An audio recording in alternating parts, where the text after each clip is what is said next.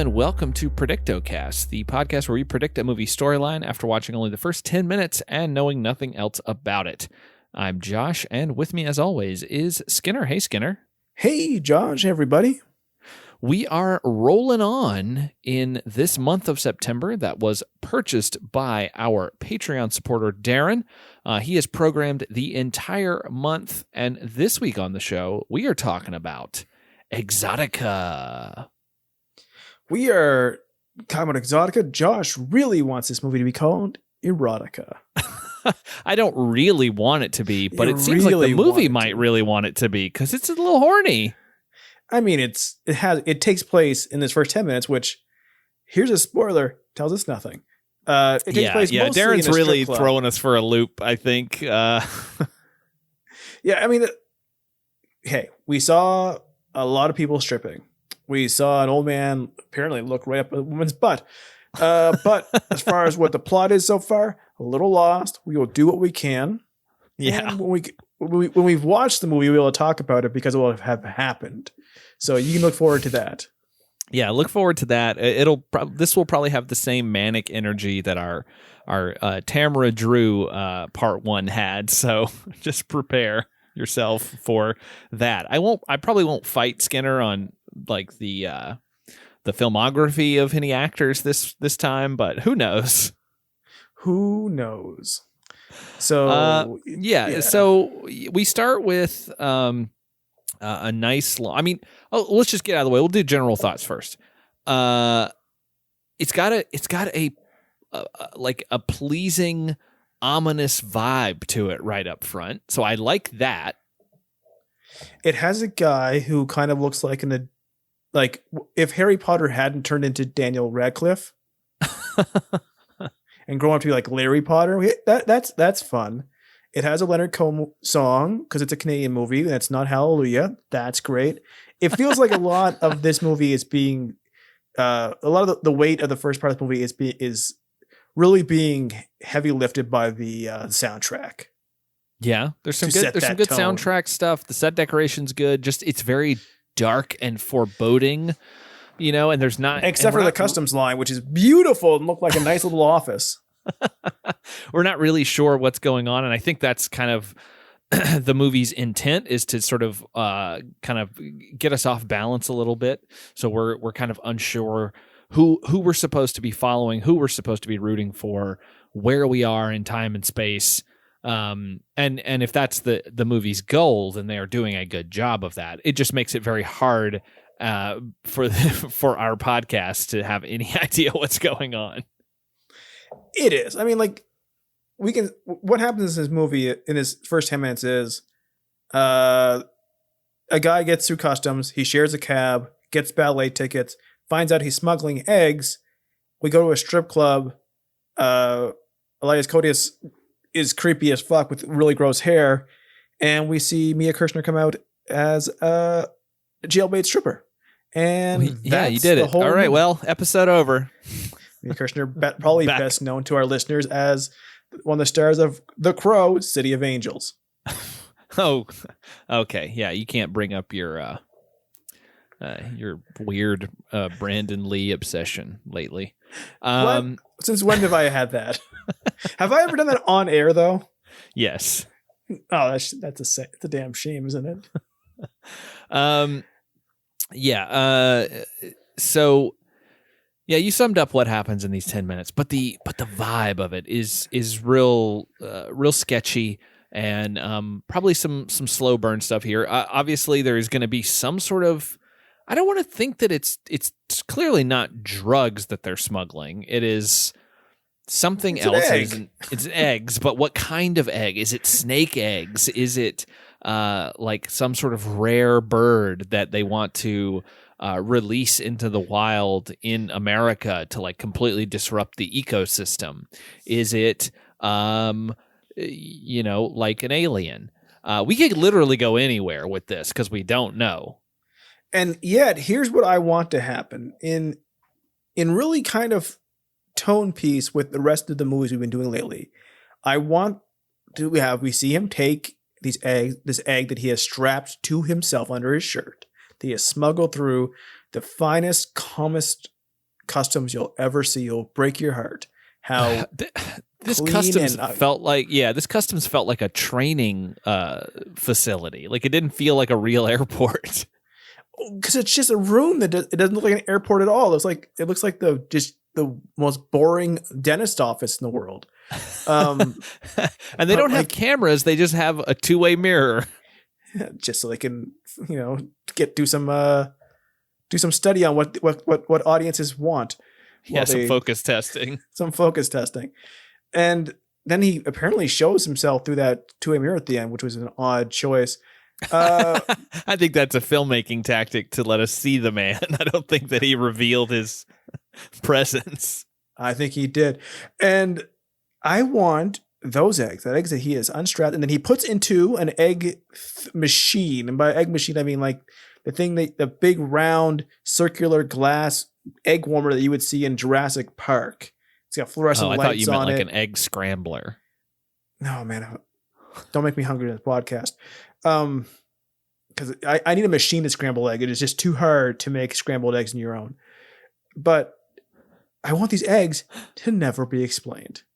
Oh, okay. So it's got like one of these weird things where we know that it's some sort of smuggled thing, but we never learn exactly what it is. It's the MacGuffin of the movie. Uh-huh. Okay. Except for it's a literal egg. I like that. And know what the egg stands for? What? Lust. Oh, okay. So maybe it's like you lust after this weird jailbait schoolgirl. Ugh. And then and then they personify it with this weird egg. This weird egg. Maybe like he's holding himself back inside this egg. And he has to crunch down all his needs and his desires and his lust, and it comes out in eggs that he makes himself, and then he must smuggle across airports. Where do you think he's smuggling these eggs from? Quebec. Okay. Where do you think this movie takes place? It feels like 90s Toronto. So he went from Quebec to Toronto? He flew from Montreal to Toronto, which you could easily drive. Is that international travel? No, it's not international travel, but you're going from French Canada to English Canada. So you have to go through customs for that reason? For eggs, yes. So while he is in going through customs, this guy in a beige unpresidential suit, he is being watched by two customs officials who are on the other side of this two-way mirror, and one of them is telling the other, you have to watch these people carefully. Where do you think they're coming from? What do you think they're thinking about?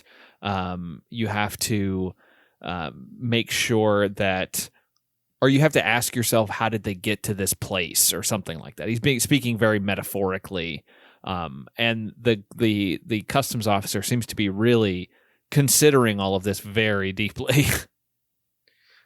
Could you imagine that instead of what reality of customs and just airport security in general was, instead of them being overworked, understaffed, having laws and rules changed in them constantly, way too many people coming through for what they're trained to do, and they're screaming at you to take off your shoes or leave your shoes on, depending on what airport you're at, and telling you to get to the front of the line, but not too close, but not too far, and not too fast, but not too slow, and just constantly yelling at you. So no matter what you do, you feel stupid, right? And everyone looks mad, angry, tired, and sweaty. What if instead they were philosophical? Questioning every person who passed through. How did you get here today? Well, I took a car. No, I mean, how did you get to this place in your life at this moment in time? What if, instead of going through a metal scanner, you went in front of this two-way mirror when you came through the country or came through the airport security. On the other side, just two guys going, "What do you see when you see him?" Well, this is obviously from the 90s and when airports were much nicer and you could just come into the country, you could go hang out at the gate up to the point of the flight leaving, and then you could just waltz right back out to your car. You could just hang out at the airport. People used to hang out at the airport for something to do. I mean, how else are you going to get to Chili's too? That is a problem. That is the philosophical problem we have now. Now, not only is Chili's 2 the finest place you can dine, but it is also perhaps the most exclusive place you can dine, because airline tickets, before the airlines crashed and they desperately need your business, were getting so expensive. But you need that ticket. You need it to cross by security but the only chance to dine at Chili's 2, a sequel to Chili's, the restaurant. And a shitty restaurant in its own right. I mean, you could say that, but at the same time, Southwest egg rolls are delicious. Those are fine, but I'm sorry. Those are fine in an actual Chili's. But if you go to a Chili's too, it's garbage. Trust me. I've eaten in them several times, and I've regretted it every single time I've done it. I'm trying to think if there's a better, fancier, more comfortable Hudson News that is somewhere that isn't behind customs and TSA. Or like this, you're going to the TSA, you're going through the Hudson News next to your gate, and you're like, man, this isn't as good as the Hudson News next to my house. One thing I have to say about this customs guy who's telling him all this stuff, this main inspector guy, he you know who he voiced? Simba. No, Magneto on the X-Men cartoon. That is amazing. That is probably the most iconic version of Magneto there is. Yeah, I would say you're right. I mean, no offense to Ian McKellen, but that voice that the Magneto in the cartoon had, I remember very clearly. He also played Dr. Blade in Booty Call, which I think is just a funny comparison. I mean, you take the work that you get. They can't all be. No. I'm not making fun of him for being in Booty Call. I'm just thinking that when you see that there's a movie called Booty Call and the fact that there's a character in it named Dr. Blade, you're just like, okay. What would he be in that? I don't know. I've seen that movie and I don't remember a Dr. Blade in it. Maybe he's a murderer and he's trying to prevent them from getting their condoms. Dr. Blade sounds like a character in Rollerball. He's also in Rollerball. Oh, that's good. Anyway, so our Harry Potter, who we thought was smuggling drugs, so I called Harry Pothead. Who's smuggling pot? I don't know. It's Canada. You guys are weird up there. We're far the exact opposite of that with pot. So he goes out of the airport. He shares a cab with a random guy.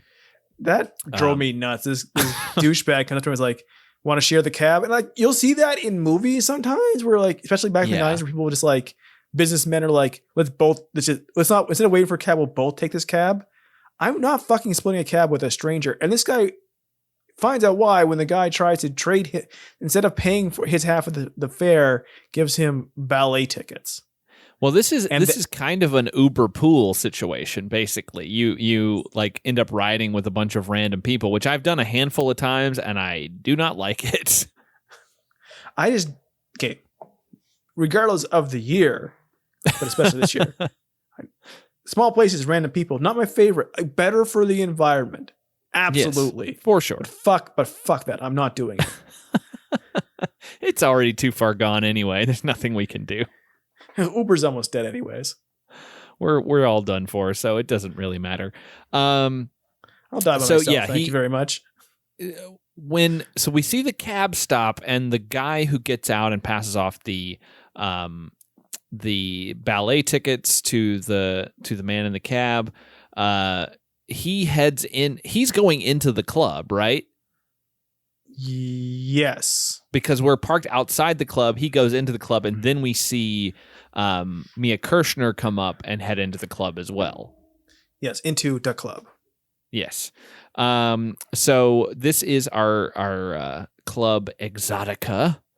It's the titular club. And that is right. And there's tits in it. Yes, emphasis on tits. Yes. I stepped on your joke. Titular. I'm sorry.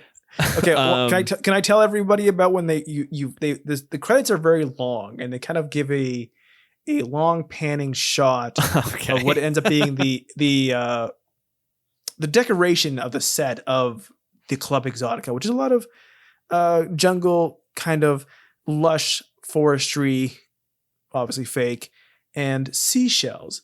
And my friend Josh here, upon seeing the seashell, goes, "Is that the Hamburger Helper Glove?" So the rest of the time we watched it, every time one of the dancers, naked, walked by several seashell motifs, which does not jive with a jungle motif, and a kind of a 90s version of India motif going as well. Yeah, there's like some like sounds like they're doing like they're playing like almost sort of snake charmy music throughout because they're trying to charm these old businessmen snakes. Oh, is that what it is? Yeah, they're trying to charm their dick out of their pants. Great. But all maybe those eggs are like exotic Viagra. Oh God, can you imagine? You know what's funny back then? Back in like the late 90s? Viagra. Yoni eggs. Go back to 1994 and say yoni egg at somebody and see if they figure it out. But here's at the entire time we're watching, every time we pan by these stages lined with giant shell lights, I just had to keep giving my friend Josh here shit. Like, look at all those Hamburger Helper gloves. I mean, I would say that regardless of what this movie turns out to be, I think it would be better with more Hamburger Helper gloves. I wonder, imagine a strip club that is sponsored by instant food brands. Ugh. That would be gross. Welcome to the stage, beef stroganoff. No, tuna stroganoff, thank you. That's tuna helper. Get that out of here. Someone's gonna find a tuna helper joke at a strip club funny, right? Ugh. Here's our rice-a-roni dish. You're vile. Trish. Get out of here. You're so mad about this tuna helper joke. No, it's fine. I'm fine it's with fine. it. Are you sure? Yeah. Apparently, the Hamburger Helper mascot is named Lefty. I've never tried to figure out where his thumb was. He has a thumb. He's just got 3 fingers. I mean, if he had 5 fingers, it would be hit that uncanny valley thing. It would be unsettling. That's right. Okay, now that's what I need. See, we told you this chaotic energy is back. I need a realistic rendition of the Hamburger Helper glove. Didn't someone draw the skeleton as an alien inside at one time? Was that not on Twitter? I think maybe I've seen the anatomy of it. There's like a weird little alien thing that has like the bones and stuff for the fingers. But yeah, I need someone who's like painfully, realistically, 3-dimensionally rendered this Hamburger Helper glove, like giving it a real face. And like I want to see that. That's what I need.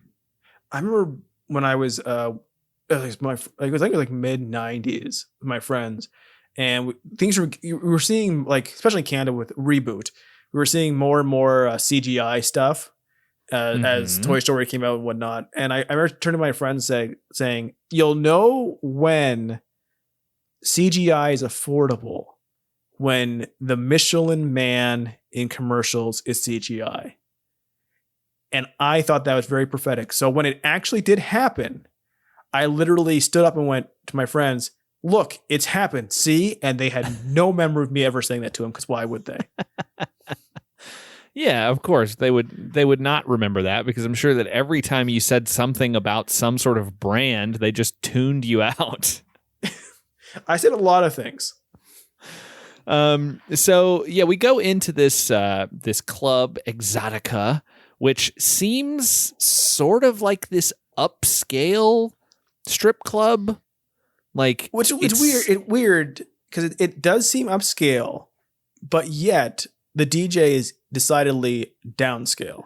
Yeah, that's the weird thing. It's like this weird combination of things. Like the environment is very sort of classy and kind of like and very exotic, I guess, if you want to, for lack of a better word. You know, there's lots of plants everywhere. It's very dark and there's moody lighting, and the stage is really big. Yeah, it's really large and like expansive. The stage kind of sprawls throughout the whole place. So like it kind of circles the entire outside and kind of also goes in towards the seats at various spots. So there's not just a stage to stand in front of. And that's where we get to see an old man move inches close to shoving his nose right up a young lady's ass.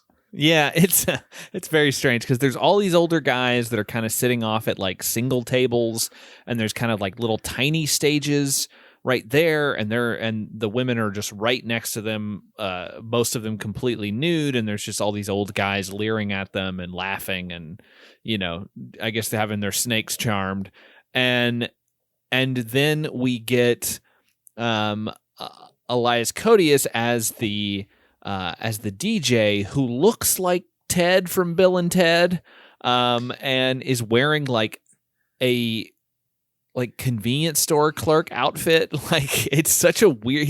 He looks like he got off his shift at 7-Eleven and came over to do his DJ shift. Yeah, and he's being like, he almost seems to be doing a Crispin Glover impression. Yeah, I thought it was Crispin Glover at first. I was like, is that Crispin Glover? And I was like, oh no, never mind. But like he's just, this is not a place that I think would need a DJ. Not that I have a strong grasp on which levels of strip clubs need DJs and what and don't. But like there are literally 8 to 10 naked ladies just walking around at any time. But then he's also introducing the main acts, but he's doing it in a way that's entirely gross and leery. Yeah, it's very strange because he's also like talking over the microphone. He's like, what entices you about this lady? Is it her flesh and all this stuff? And you're like, what the fuck is this? Please don't say flesh to me.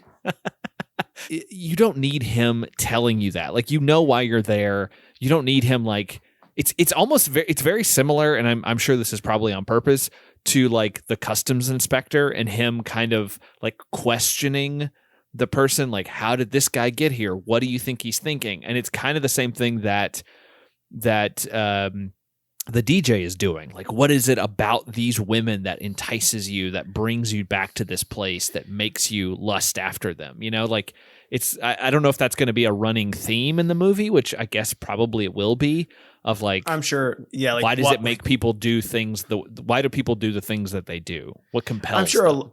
I'm sure like a lot of indie films, the question that they'll constantly raise is why? But like, yeah. It's like, say I got a sponsored ad for a nice, large, reclining chair that just happens to be designed to look like the body of SpongeBob SquarePants. The back is his face. The little kickout part is his square little suit, right? And say I do enjoy sitting in it and I'm very comfortable, and then have this DJ behind me going, oh, you like that chair, huh? What do you like about that chair? Sitting on SpongeBob's flesh. His eyes burrowing into the back of your head as you sleep to manipulate his body into different shapes. And then you say, I'm a head out. You get up off of your SpongeBob chair. That's not it, Chief. I'm out of here. Yeah, I don't know what this is. I'm sure that there is some connection. I'm sure we'll see more of that, you know, as the movie goes on. We still have to figure out what's going on with Harry Potter and his smuggled eggs. Because I'm assuming he probably will go to the the ballet? Because he does say he likes some ballet. Well, and that's the guy, what the tickets are for. yeah, the guy smugly says, "Well, that's what these are, some ballet." So I'm sure we'll go to the ballet. That's a prediction. What if they're not actual? They're not actually ballet tickets. What if they're just something else? But what would they be towards? I mean, what if there is like some sort of metal band that's named ballet, and what if it's dinner theater? Wouldn't you? What would your reaction be? You have 2 tickets, and you had to find somebody. You say, "Hey, I got tickets to some ballet," and you refuse to look at the tickets, other than to look at what building it's in. And you get there, and instead of ballet, that you and your person who you're going with are not excited for, but have at least mentally prepared for, and instead it is dinner theater. How would you react? I mean, I'm okay with that because dinner theater implies that you're getting dinner. What if the dinner theater had a scuzzy DJ? And he's like, "What entices you about this jousting?" I would say the food, if it's good. If it's good. What about the spearing? Because I've heard it's Josh dinner theater. Spears... It's dinner theater with Hamburger Helper. Hamburger Helper just not only serving it, but all the waiters and waitresses all dressed as Hamburger Helper gloves. Yes. Oh, they're dressed like normal wait staff, except that they're wearing Hamburger Helper gloves. And whenever he grabs something hot, he screams. That's just the constant wails of pain coming out of the kitchen as they bring your plates to you. Careful, that's hot. Ah! Hot plate. My face. What else is there to say about the first 10 minutes of Exotica? Do we have any predictions? Can we make any predictions other than this guy's going to go to the ballet and I bet those eggs have like fucking snakes in them or something? It's either some sort of because it would fit with the snake charmer thing. It would. It's either some sort of crime mystery or murder mystery. Because murder's not a crime. I don't know if you've heard lately, but it's not anymore. So it's one of those 2 things, right? But it's gonna be more of an emotional take on the journey rather than like a standard Columbo thing. Like we're gonna have like a detective come in and go, just one more question about your eggs. No, probably not. Although I would be fine with that if that did happen. Well, we can make it happen. Are the TSA guys going to come back at all? Yes. Why? Because they have to. They're going to be questioned about something, and he's got to talk about what he felt when Larry Potter came by. No one's named in this first 10 minutes. So we don't know anyone's name. Yeah, that is also pretty difficult. This Larry Cohen song, not Larry Cohen, Leonard Cohen. Leonard Cohen and his brother Larry Cohen. The Cohen brothers. You're a singer, Larry. I love the work of the Cohen brothers. I like Big Lebowski and No Country for Old Men. No, you don't understand. I like the music of Leonard Cohen and the films of Larry Cohen, the Cohen brothers. Oh, such great musicians. Unfortunately, most of Larry's songs are just gimmick songs about people running through baseball games naked. So for this Leonard Cohen song that does play, that is again not Hallelujah for that. Do you think this is a song that they would have let the RNC play? I'm sure the RNC would play it, and that the RNC would take place in a room like this if they could. Oh yeah, definitely. I'm sure that if the RNC had actually happened this year, plenty of the attendees would have patronized places like that in whatever area they were having the convention. I'm surprised this DJ strip club DJ here was probably named DJ. I'm surprised he didn't speak at the RNC. Like, what about Trump makes you horny? That's what it is. Is it his tiny fingers that can get up all in you? Is it his slow loping gait? Where it looks like he's about to fall down. Is it feeling better than him at everything at all times? Is it the wispy hairs that will brush across your forehead? Is it the way that he stands so normally, like a normal person? Like he's just ready to collapse right on top of you. We've alienated everyone. Yeah, I mean, like I'm sure everyone's just rushing out to listen to us do a podcast about 1994's Exotica. Well, apparently this is a very well-regarded film. I know nothing about it, but apparently, lots of folks do enjoy this one. It seems like it will be a good movie so far. Like, we just have nothing to do our podcast about on it. So we talked about Hamburger Helper quite a bit. That is not a slight on the quality of this movie. It is a slight on the quality of the gimmick of our podcast when combined with a movie that is actually of some quality. Yeah, this film is apparently included on Roger Ebert's great movies list. So, hey, this might actually be the best film that we have ever covered on the history of the show. Is the Jerky Boy movie also on that list? Yeah, those are the only two. The 90s finest movies.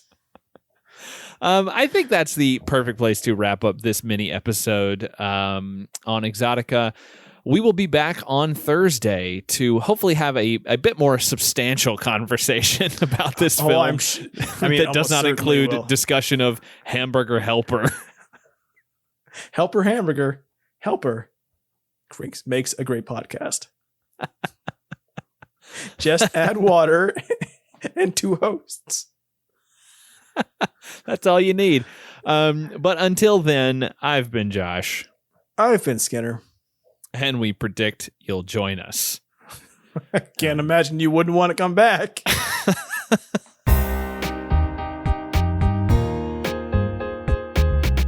If you like the show, subscribe, rate, and review us over at Apple Podcasts. We're on Twitter and Instagram at predictocast, and you can find our entire back catalog at predictocast.com. Our theme music is by Kyle Sledge. Find more of his work at soundcloud.com/geistmusic. To get monthly bonus content, sign up at patreon.com/predictocast. As always, thanks for listening.